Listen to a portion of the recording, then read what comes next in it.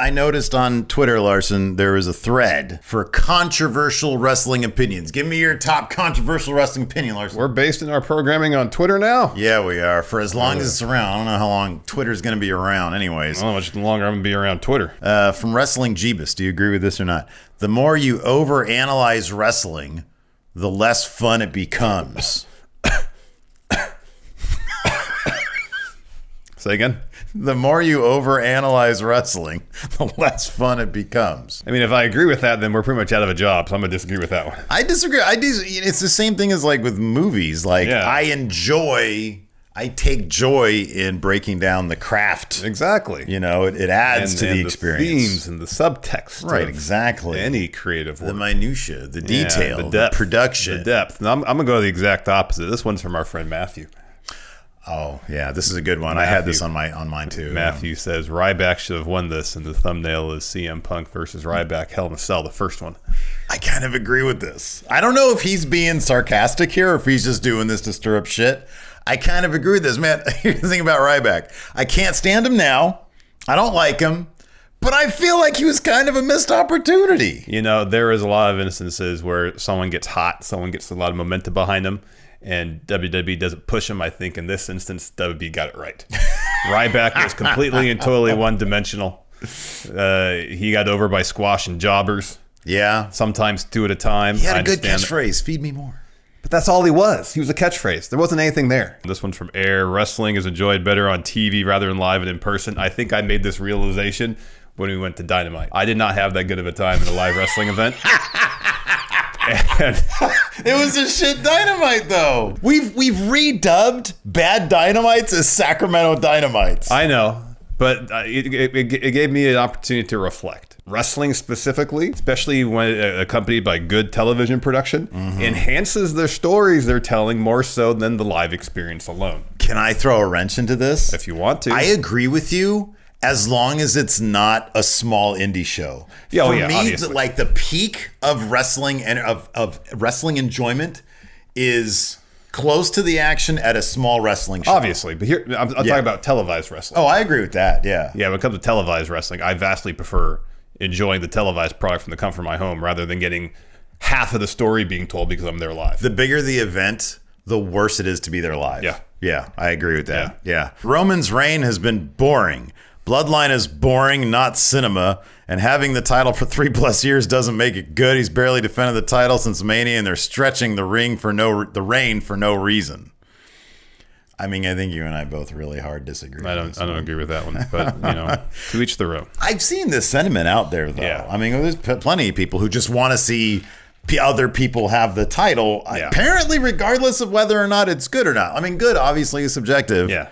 But yeah, I don't know. I kind of hard disagree with this one, but it did get a lot of traction. Yeah. Retro old media enthusiast here says New Generation was actually good. Ooh. Yes, a lot of cartoony stuff and weird gimmicks, but like within one of their best talent crops the company ever had. So that aspect of it, like, is, I guess, you know, debatable. But what's not debatable is go back and watch most Raws from that period. They're unwatchable. They are. It's the same formula. Like, Vince held fast to his old formula while basically reinventing wrestling for TV. Yeah. And that's jobber match, jobber match, jobber match, Squash jobber matches, match. like endless squash. Here's the thing is, like, the really good talent in that era stands out so far heads and above everybody else. Yeah. But it wasn't like it was top to bottom. No, it wasn't stacked. Loaded. It wasn't deep. You had Brett, you had Shawn Michaels, you had Razor, you had Mr. Perfect. Mr. Perfect, you had X-Pac. You know, there was a lot more really good talent in terms of putting on good matches. It just the wrestling wasn't showcased enough. You just sort of show. named everybody, though. That's the problem. You sort of named everybody. And like the really good wrestlers were really good, some of the best ever. Yeah. And then you just had a bunch of vocational gimmicks. But then you have like Diesel and Mabel like main eventing. Like, who wants to see that shit, you know? What's up, everybody? This is Stone Cold Steve Austin impersonator Phil McDonald with a reminder to go to FriendoShop.com for the new purple Friendo line. That's right, old designs and new, all in purple. And you can use promo code PURPLE to get 20% off site-wide. Go to FriendoShop.com now or get hit with a Thez press and a stunner. How about this one? This one, I think I agree with this one. Meteora's says Charlotte versus Rhea was the best women's match in WrestleMania history.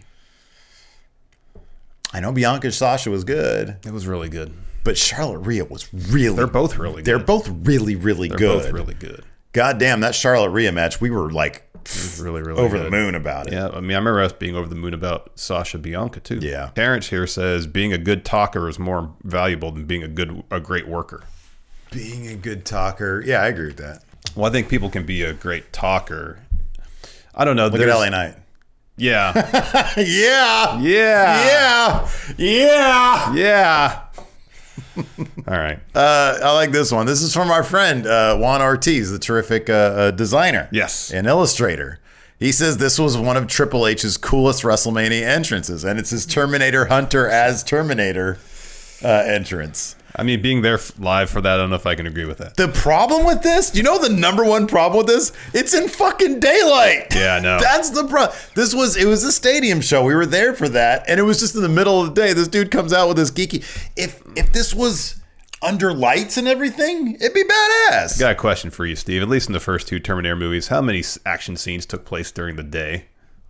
Answer's not a lot. Yeah. All the cool stuff happened at night. Like, it looks like Terminator's that coming out for a picnic. Yeah, no. Maybe. I'm going to the park. These are kind of spicy. He says they should have a separate division where steroids are allowed and encouraged. I'll be honest with you. I'm not going to lie. I'd watch the shit out of that division. I mean, I guess there's some curiosity associated with that. You want to see muscle just come off bone left and right? Well, I mean, if you want to see someone get injured, people get injured. That's what I mean. Yeah. Tendons ripping from bone. That's what you want to see.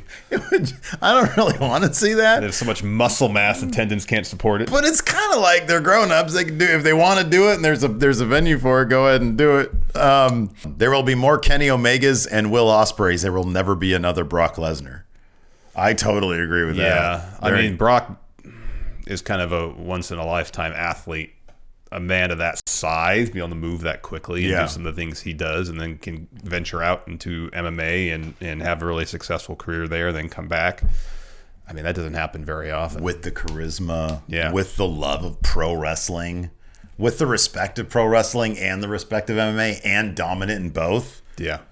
And just his size and what he could do with the athleticism. Yeah, it's that shit ain't ever gonna happen again. That dude gets paid he's underpaid. Whatever he's getting, he's underpaid. I mean, you make plenty of everybody, and WWE's underpaid. Yeah, I know, but like especially compared to everybody, he should be like making 10 times what anybody else is making. We'll end on this one. Slick says, more and more, I don't give a fuck what fans or podcasters think of something. All right. If I like it or hate it, I just don't want no negative fans or podcasts killing my buzz. Yeah. Yeah. Let us know what your controversial opinions are in the comments below, and then we'll take those controversial opinions, and maybe we'll do another episode of this. There we go. With your controversial opinions. Your opinions. Yeah. Yeah. Waking up your dog with every yeah. Oh, I love